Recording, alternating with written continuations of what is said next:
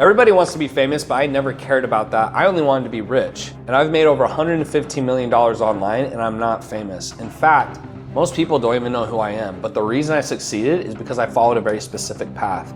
In this video, I'm gonna show you the 10 steps I've followed to build a real business without needing 1 million followers or going viral.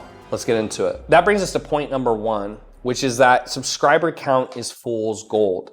So my first YouTube videos barely had any views, but I was already making sales. And the first money I made from a fitness program, I actually sold it before I had a big brand or following. It was just me, my phone, and solving a real problem. So when I initially was selling, the first thing I did is I just reached out to everyone who liked, commented, or followed me on social media. And I know that sounds very simplistic, but that's actually what I did. And then when I ran out of that, what I would do next is I would either go on Facebook groups related to fitness and I'd start conversations there, or I would find a famous influencer and then I would look at their follower list and I'd message people off of that because obviously they were interested in fitness. You don't need a ton of subscribers to make a ton of money. Sure, it can help, like anything. It's not gonna hurt you. But a lot of people think that that matters and it really doesn't. So the lesson you're trying to get from this is don't chase vanity metrics.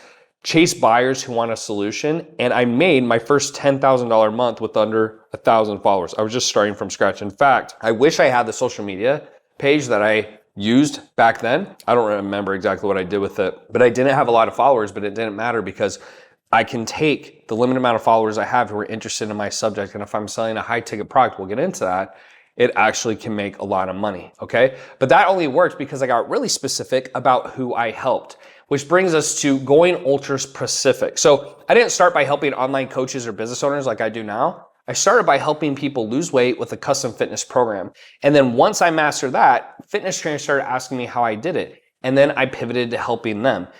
The goal here, or what I want you to understand, is the riches are in the niches. So you start off kind of becoming king of your pond, so to speak. So I started in fitness.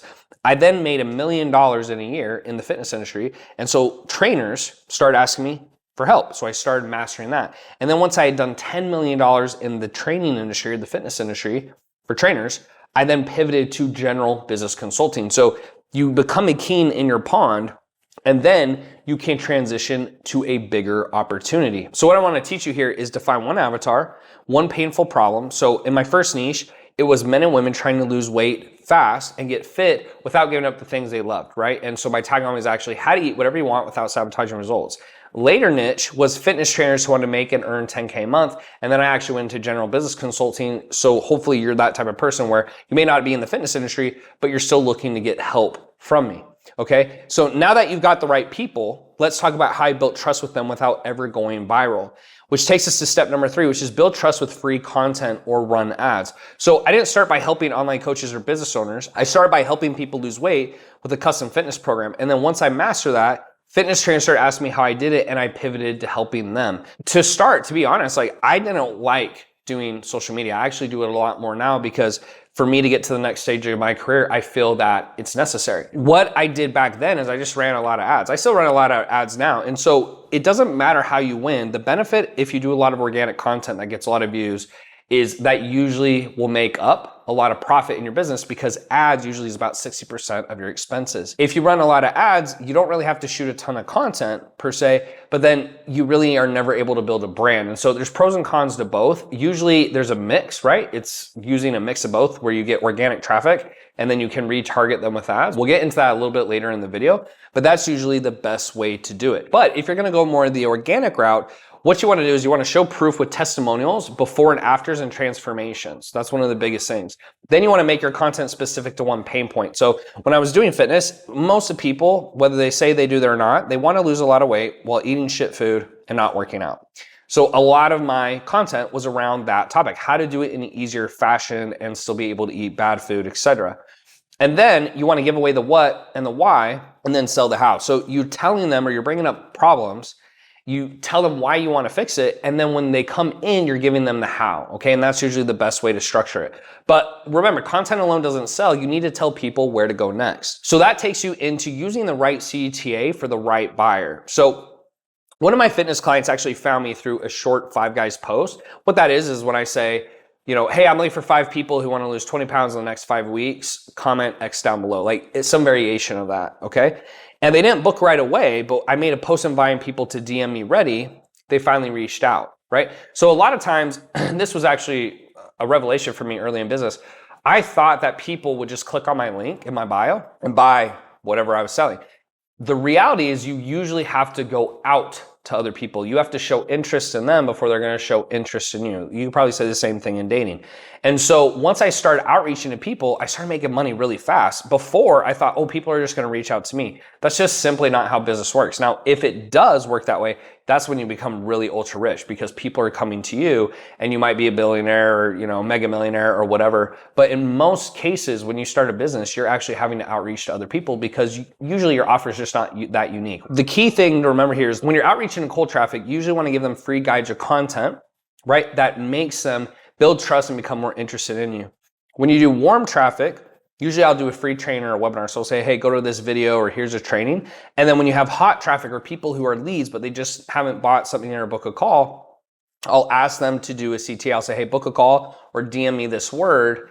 And that helps us take them from a lead and converts them into a customer, okay? But a good CTA doesn't mean anything if the product doesn't truly change someone's life. So you wanna make sure you sell transformation and not tactics. So something I had to learn the hard way was that no one cares about the program. They don't care about the 12-week coaching. They don't care about the custom meal plan, the custom diet. They just want to lose fat and they want to feel attractive again. So what I sell is the destination. I sold them, here's what you're going to get by doing these things. People don't care about how they're going to get there. They just want to get there. And as long as they believe that what you're going to do is get them there, they'll feel really good about it. So when I help trainers, I didn't sell funnels. I sold freedom, income, and quitting their 9 to 5. To give you an example, in all my offers, or even when I'm helping my clients, I come up with what I call the 3 pillars. And the 3 pillars is the main 3 reasons why someone should work with you. So when I was selling, let's say, business consulting to trainers, because I want to mix this up in this video so you guys get an example. As I said, pillar number 1 is the offer. So we have to become a non-commodity. What's a commodity? Water, food, plates, clothes, etc. And so the issue with most trainers, you're just selling $50 packages or $100 packages per hour in person. You're just a commodity. There's a million trainers who do that. But if you can convince people that what you're selling online is superior and you can give them knowledge and a lifestyle transformation, you could charge $3,000, $4,000, and you're gonna make that money without actually having to go in the gym, right? So that's pillar number 1. Pillar number 2 is what I call the convergent conversation system. Here's the old way of doing things. Here's the new way. Here's why it's better. So I'd say, look, most coaches, consultants are showing you how to do webinars. Webinars are great if they work, but a lot of times they don't work. And so what happens is you'll spend a ton of money on ads. The webinar doesn't work. You have to fix it. You do it again, doesn't work. And before you know it, you're 20, 30 grand in the hole. So what I'm going to do is show you Convergent Conversations, which is a unique follow-up system of text, emails, voicemails, you name it, retargeting ads. And by doing that, that actually is going to get you a better result and increase your conversions by over 70%. And then I'd say pillar number 3 is what I call process. So you want to hire the person. Now that you know what you need to do, you need to figure out who you're going to hire. You're going to hire me, hire someone else. So what most people do is they just pick randomly. What I would have you do is look at their experience, specificity, intention. So in terms of experience, I've made millions and millions of dollars. That's why I said at the time, now I've done 150 million, but at the time I'd say I made millions and millions of dollars. Number 2 is specificity. So I've actually built a multi-million-dollar fitness business. So you're an online trainer, like I know exactly what to do. And then number 3 is level of attention. So would you rather hire Bill Gates or hire Bill Gates' team? They're going to work for you for 4 hours and Bill Gates is going to work for you for 5 minutes. I'm like, yeah, probably Bill Gates' team. I'm like, exactly. So that's how you decide who you're going to hire, is based on those 3 factors. And then when I got to the end of the call or I'm selling someone, they would understand why they would work with me versus someone else. This is really important. And the key thing to remember is people don't buy features, they buy the destination, okay? Next, I want to talk about how I built that first high-ticket fitness offer with no tech, okay? So my first offer was a $3,200 fitness program. I didn't have a funnel. I had no automations, no emails, no texts, nothing. All I would do is outreach to people. They would then book a call. At the time, use Calendly, right? I use elite360.io now. They would book a call. And then when they would book the call, I'd get on the phone and I'd sell them. And then all I would do to start is I used literally an Excel spreadsheet. It looked terrible. I'd put their macros, their calories, their workouts on an Excel spreadsheet. It looked super terrible and unprofessional. And then I would get them on Zoom calls or FaceTimes as needed in terms of support. And when you think about it, all they really need was that to start. Now, obviously I made it more professional looking as time went on, but when you're starting, it's really just not that big a deal. You don't really have to have that much stuff. In fact, if I can make the argument, if I was coaching you and I was business consulting you and I was just telling you what to do, that'd be plenty. Most of you would be perfectly happy with that. So when you start, usually what I would recommend is you get on Zoom calls, maybe you have some texting features, keep the fulfillment very minimal, see how the client responds, and then you can build on that and you can actually make it a lot better. That's what I'd usually recommend. So focus on one major transformation is a key. So if I'm doing consulting business, I want you to make money. If you're doing fitness, I want you to lose fat or I want you to build muscle. Price it based on the outcome, not the time. So that was the other thing I say, look, it's $3,200 for 4 months, but you're never gonna have to pay for fitness help again the rest of your life. That's what I would sell people on. So I was like, do you want to pay $50 per month the rest of your life, or would you rather pay a one-time fee? And they're like, yeah, I'd rather pay a one-time fee. I'm like, perfect.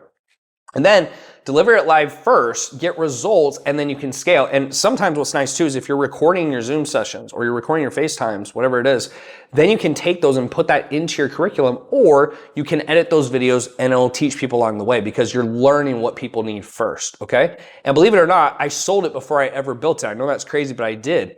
And that's what I want to recommend to you is you sell it before you build it. And why do you do that? Because what a lot of people do is they do what I call the Shark Tank model. So they go on Shark Tank, take out a huge amount of money, they take on leverage, they have loans, they build out this product, and then they go to sell it and it doesn't sell.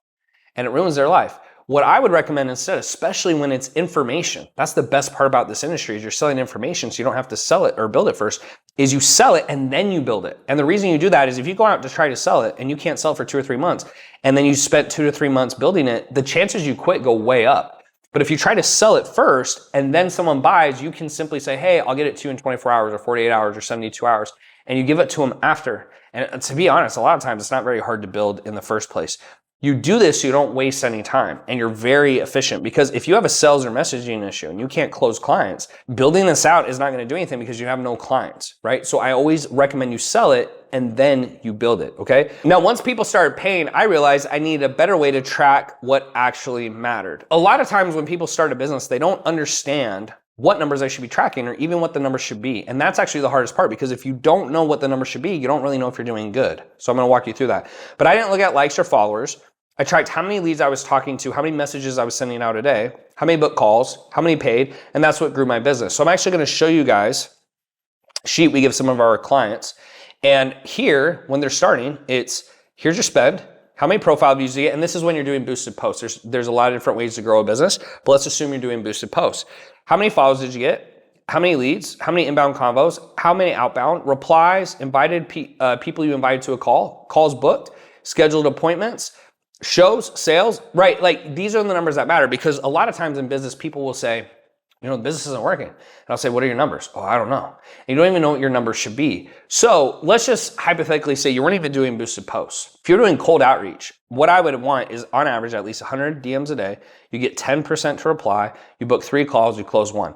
And if you're not hitting those numbers, you have an issue. You have a messaging issue, you have a sales issue, you have an offer issue, whatever it is, like that's what those numbers are there to tell you. If you were doing boosted posts, I also have similar numbers. Like if you spend $1,000 in a day, you'd want followers for $1 to $2. So let's say you have 500 followers. You outreach to all the followers. 30% of those people reply back to you, so 150. And then 10% of those book a sales call, so 15. And then you close like 3 or 4. Like if you're not hitting those numbers, then you have an issue. And that's the whole reason you want to track, because business, believe it or not, it's not emotional. It's 100% logical. And I find logical people actually do a lot better at this, okay? So you want to track your metrics, ignore reach that doesn't lead to revenue, right? Like you don't want to do stuff that is not increasing revenue. And then you can also use Elite 360, which is our internal software, to track these things, right? You can use a CRM or have a system set up on the back end. But the business really took off when I stopped acting like a creator and I started thinking like a CEO. So think of it this way, you want to think more as a business owner. And what a lot of people do, and what's wrong in business, is they obsess over the content. They think they're Mr. Beast. You're not, okay? And to be honest, like Mr. Beast is now learning business if you look at a lot of his journey. You want to stop obsessing over the content, because most clients don't care. They just want to know if you can help them. So what I've seen in my business is that I may not get a ton of views, but the people who view my content, it builds trust, and those people end up buying from me. Okay, so the thing is, I stopped trying to go viral and I focused more on being a trusted expert. So value, relate, proof. And a quote you guys can remember is, experts solve problems, creators chase attention. You can get a lot of attention, and that's part of the game. That could be part of it, but there's a lot of people out there who get a lot of attention, but they don't make a lot of money because they don't turn it into a business. And that's really what you need to do, is you need to actually turn it into a business. Having attention is not that important if it doesn't convert. But if you get very small amounts of views, but they're very targeted, that can make a huge difference, okay? So what you want to do is speak directly to your ideal client's pain. You want to build trust with the results, not real. So like actually showing results or value. So for example, I might show a video on how to do an intro for a sales call or how to start a DM. Yeah, that's not going to get as many views, but the people who view it are more than likely interested in business, and that's a start. And then don't try to impress, try to impact. End of the day, you'll feel better too. It's not just about what's best for your business. It's about what you're going to feel better about for the long term.